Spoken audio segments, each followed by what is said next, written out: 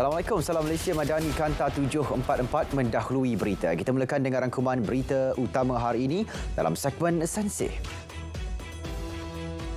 Mesyuarat pertama bagi mengkaji keseluruhan skim perkhidmatan dan saraan penjawat awam minggu depan turut merangkumi perbincangan mengenai gaji permulaan graduan. Perdana Menteri berkata Ketua Setiausaha Negara telah menetapkan bahawa satu jawatan kuasa akan bermesyuarat bagi membincangkan penyelarasan gaji yang dipengerusikan beliau. Sekolah khas untuk anak golongan miskin di negara ini bakal diperkenalkan. Perdana Menteri berkata ia akan lebih berkonsepkan kepada jenis sekolah menengah sains dan sekolah menengah berasrama penuh supaya mereka tidak tertinggal dalam arus pendidikan. Perjuangan untuk memartabatkan sesuatu bangsa tidak seharusnya menjerumuskan negara ke arah polarisasi sehingga menggugat semangat perpaduan. Titah Yang di-Pertuan Agong Al-Sultan Abdullah Riayatuddin Al-Mustafa Bilal Shah, polarisasi akan wujud apabila kaum-kaum semakin merenggang di antara satu sama lain. Ia sama ada disebabkan perasaan, sikap, tujuan dan cita-cita yang mengakibatkan kurangnya perhubungan antara pelbagai kaum. Sultan Perak Sultan Nazrin Shah bertitah usaha memupuk perpaduan semakin diperlukan untuk menangkis suara-suara yang cenderung mengapi-apikan perasaan rakyat atas nama bangsa dan agama. Baginda bertitah suara-suara berdada permusuhan yang jika tidak segera dibendung berpotensi besar meracuni pemikiran rakyat. Negara memerlukan pemimpin yang mengamalkan sifat inklusif, memiliki azam dan kebijaksanaan. Tenaga kerja wanita yang menyertai program TVET perlu dilibatkan dalam bidang berteknologi tinggi, bukan terkhusus kepada bidang industri domestik semata-mata. Timbalan Perdana Menteri berkata, program TVET sebelum ini yang dilaksanakan 12 kementerian membolehkan kebolehpasaran tenaga kerja kini berada di tahap 92.6%.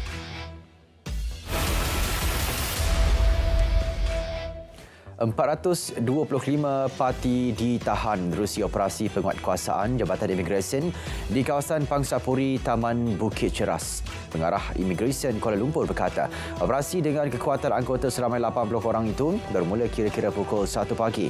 Ketika operasi berjalan, mereka turut bertindak melarikan diri, menyorok di dalam tong sampah dan almari selain bertindak agresif.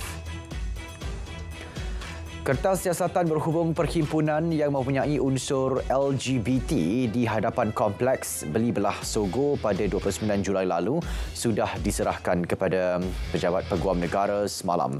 Ketua Polis Kuala Lumpur berkata 8 suspek berusia antara 18 hingga 56 tahun sudah dibebaskan dengan jaminan polis selepas tempoh reman sehari tamat pada 30 Julai. Polis sedang mengesan 3 pelatih Pusat Serenti Serendah Hulu Selangor yang dipercayai melarikan dari pusat berkenaan semalam. 2 pelatih adalah dari Asrama Al-Azim dan seorang pelatih dari Asrama Al-Hamzah dengan masing-masing berumur 44 tahun hingga 55 tahun. Ketua Polis Daerah Hulu Selangor berkata pelatih berkenaan dipercayai melarikan diri selepas selesai solat subuh. 2 lelaki tempatan berusia 30-an ditahan ketika cuba menyeludup keluar 800 liter diesel ke Thailand menerusi pintu masuk Kompleks ICQS Wang Kelian. Menurut pengarah KPDN Perlis, hasil pemeriksaan 2 buah kenderaan serbaguna bernombor pendaftaran asing menemui tangki tambahan memuatkan kira-kira 400 liter minyak diesel pada setiap satu kenderaan. Diesel dan kenderaan dirampas dan nilai rampasan dianggar berjumlah RM103,720. KPDN akan menyiasat aktiviti jualan dalam talian minuman jenama Seahawk yang mendakwa boleh mengubati pelbagai jenis penyakit. Timbalan Menteri KPDN berkata siasatan akan dijalankan mengikut Akta Perihal Dagangan 201 ia bagi membendung sebarang bentuk pengiklanan produk kesihatan yang tidak sah dan tidak diperakui. Menteri Komunikasi dan Digital mengingatkan semua pihak untuk berhati-hati dengan SMS pukal.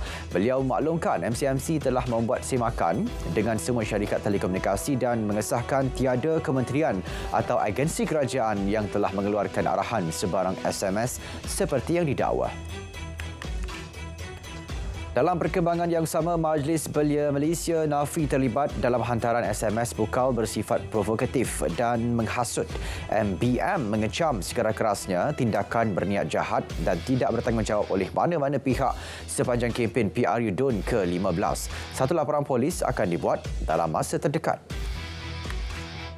Kementerian Pembangunan Wanita, Keluarga dan Masyarakat komited mengingatkan kesedaran masyarakat menerusi aktiviti advokasi anti gangguan seksual di seluruh negara. Timbalan menterinya berkata isu ini perlu diberi perhatian dan ditangani dengan serius kerana boleh mendorong jenayah seksual yang lebih serius. Pada masa sama, mengakibatkan kesan negatif kepada mangsa termasuk trauma berpanjangan. Saudara, baiklah, sebentar lagi berlangsungnya pelancaran Bulan Kebangsaan dan Kibar Jalur Gemilang peringkat Negeri Melaka serta konsert Gegau Merdeka. Perkembangannya kita bersama Nur Amalina Abdul Halim di dataran MBMB Ayat Keroh. Amalina, silakan.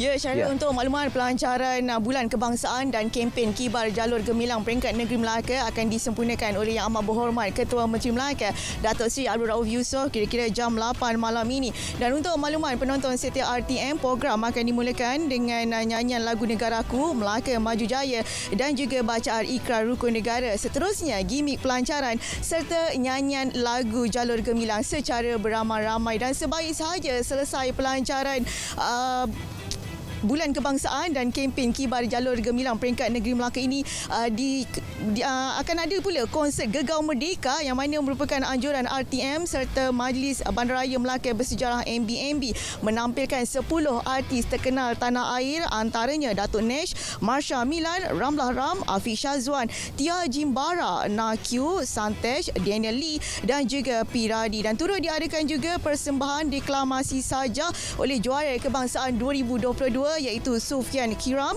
dan juga persembahan syair dari penyair muda ASEAN iaitu saudara Umar Huzair. Dan selain daripada itu juga turut diadakan persembahan Dondang Sayang oleh Alung Ashraf dan juga Ayu yang merupakan juara Dondang Sayang peringkat Negeri Melaka 2022. Jadi kepada seluruh rakyat Negeri Melaka, ayo datanglah beramai-ramai pada malam ini untuk kita memeriahkan pelancaran Bulan Kebangsaan dan Kibar Jalur Gemilang peringkat Negeri Melaka serta konsert Gegau Merdeka yang akan berlangsung di dataran MBMB sekitar jam 8 malam ini. Sekian saja langsung bersama saya Nur Amalina Abdul Halim serta kru penerbitan kembali semula bersama Syairul. Silakan.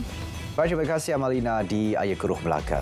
Bahang kehangatan kempen PRU DUN ke-15 tidak menghalang program semarak patriotisme dalam kalangan masyarakat sepenuh sambutan Hari Kebangsaan ke-66 tahun. Lebih 200 belia pelbagai kaum di 9 komuniti madani di 3 DUN di daerah Gua Musang menyertai acara konvoi bermotosikal anjuran Jabatan Penerangan. Penyertaan belia berkonvoi selama 3 hari berturut-turut sambil membawa jalur gemilang mengelilingi kawasan kampung.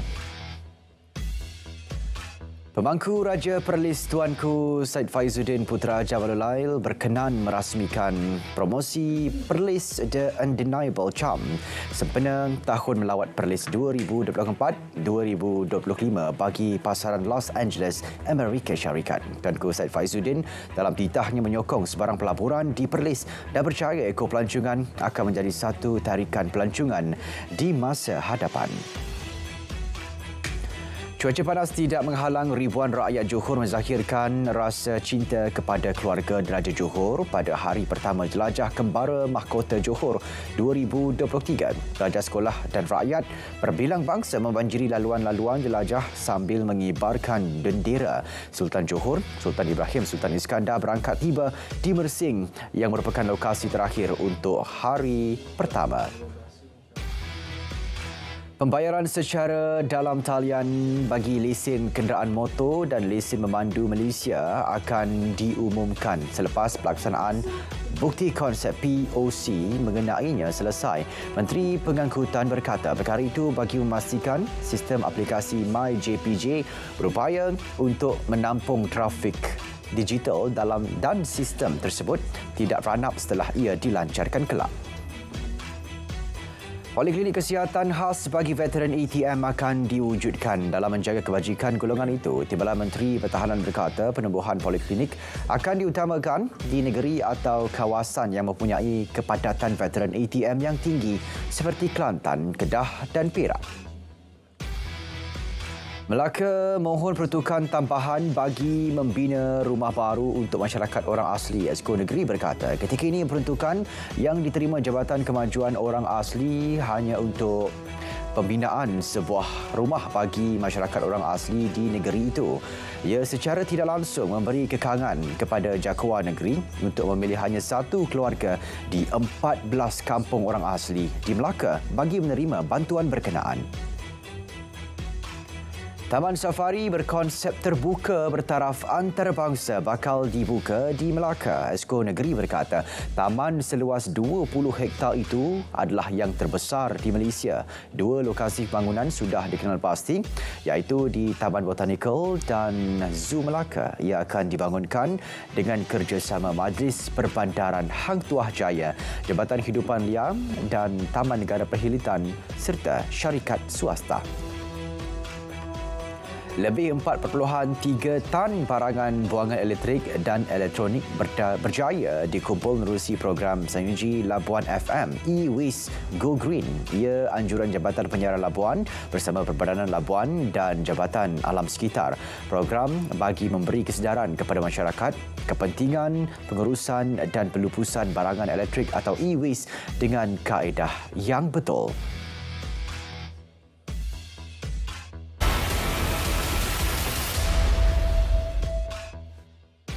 Pengeluaran lateks negara akan ditingkatkan sebanyak 30% kepada 40,000 tan setahun. Timbalan Perdana Menteri Datuk Seri Fadilah Yusof berkata, ia bagi membantu memenuhi permintaan sektor hiliran getah. Kerajaan telah mewujudkan insentif pengeluaran lateks IPL di bawah seliaan Lembaga Getah Malaysia LGM. Melalui insentif itu, pekebun kecil getah digalakkan beralih kepada menghasilkan susu getah lateks berbanding getah segerap. Dalam pada itu, pasaran getah tempatan dijangka diniagakan dalam jajaran kecil minggu depan berikutan sentimen pasaran lemah dan tidak menentu. Persatuan Pengilang Sarung Tangan Getah Malaysia menjangkakan pengeluaran getah akan berkurangan berikutan musim hujan. Aktiviti menurih dan memungut getah dilihat akan terhalang berikutan musim tengkujuh di beberapa kawasan pengeluar getah. Kestabilan politik dan hala tuju dasar kerajaan perpaduan yang jelas jadi pemangkin pertumbuhan ekonomi. Selangor menjadi contoh berjaya mencatat pertumbuhan KDNK 11% tahun lalu mengatasi KDNK nasional pada 8.9%. Menteri Pelaburan Perdagangan dan Industri berkata sumbangan Selangor cukup signifikan dalam momentum aktiviti perdagangan.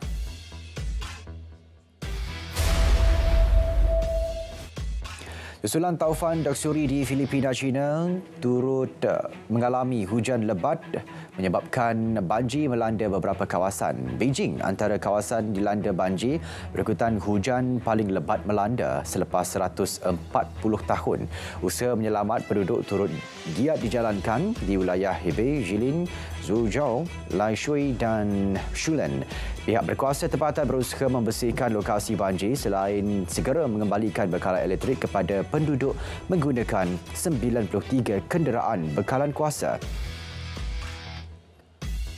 Wilayah Okinawa di selatan Jepun bersiap sedia kembali berdepan taufan Kanun hanya beberapa hari selepas ribut melanda beberapa pulau di wilayah tersebut.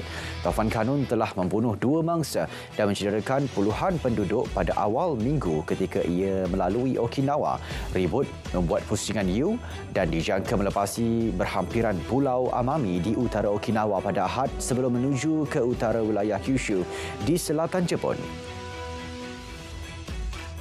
Aktivis alam sekitar memberi amaran Amazon Brazil berdepan musim kebakaran yang teruk walaupun penebangan hutan berkurangan tahun ini.